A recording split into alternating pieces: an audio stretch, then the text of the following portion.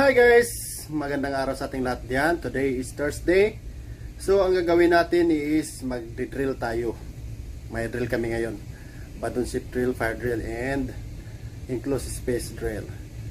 So ganun lang ginagawa namin dito sa akin. Normally ginagawa ko talaga.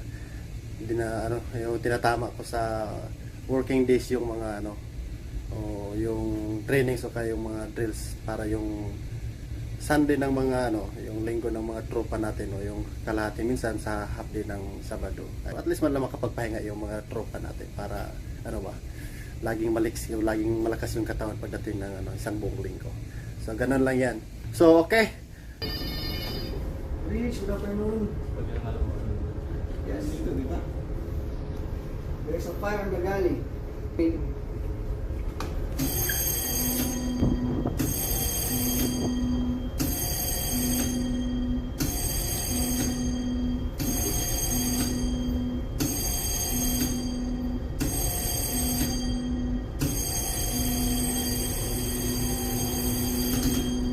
Attention all crew. Attention all crew. This is a drill. This is a drill. This is a drill. So yung drill natin is enclosed space, fire drill, and abandoned ship drill. So short video lang to guys na ginawa natin para sa ating drill for today. So ang scenario sa enclosed space drill natin ay nasa void space between 6 and 7 cargo hold. So as I said, itong video na to ay parang overview lang to kung ano yung ginawa natin sa drill natin for today.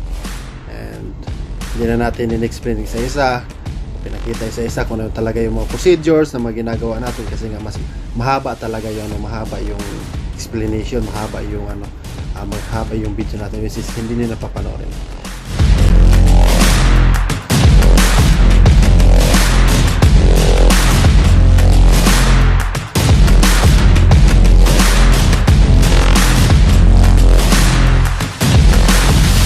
For the fire drill naman, ang scenario natin ay dito sa galley.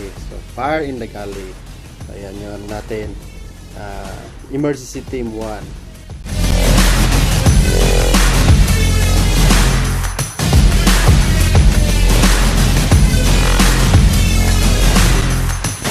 last but not the least is abandoned ship drill.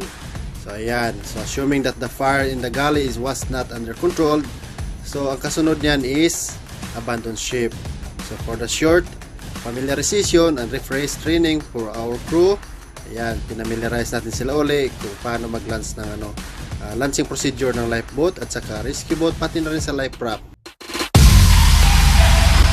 So yun guys, yun yung drills natin for today, September 12, araw ng Huwebes. So, tapos rin, ginagawa natin yung drills or trainings as per the company schedule and as per the regulation as well. Kasi nga isa to sa mga requirements natin para sa mga hindi nakakaalam bakit ginagawa yung mga drills natin.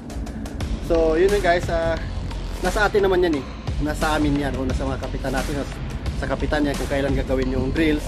Kahit nasabihin natin na meron tayong sinusunod na schedule galing sa company, pero pwede natin yan may altered, pwede natin yan gagawin doon sa araw ng ating trabaho para wala nang daming paliwanagan sa mga tao. Minsan kasi nagkakaroon ng implication o tao ito nagkakaroon ng paliwanagan na naman pagdating sa mga third parties kahit alam naman nila ang regulasyon na yung drills at trainings ay hindi ay kasama sa working hours.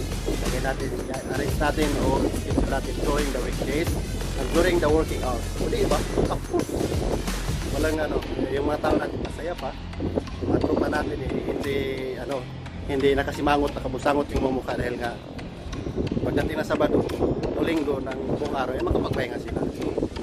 So yun lang guys, thank you very much for watching this video and stay tuned dito sa page natin and maraming salamat sa pagsubaybay lagi sa pagsuporta. Thank you very much and Captain CBA once again signing out.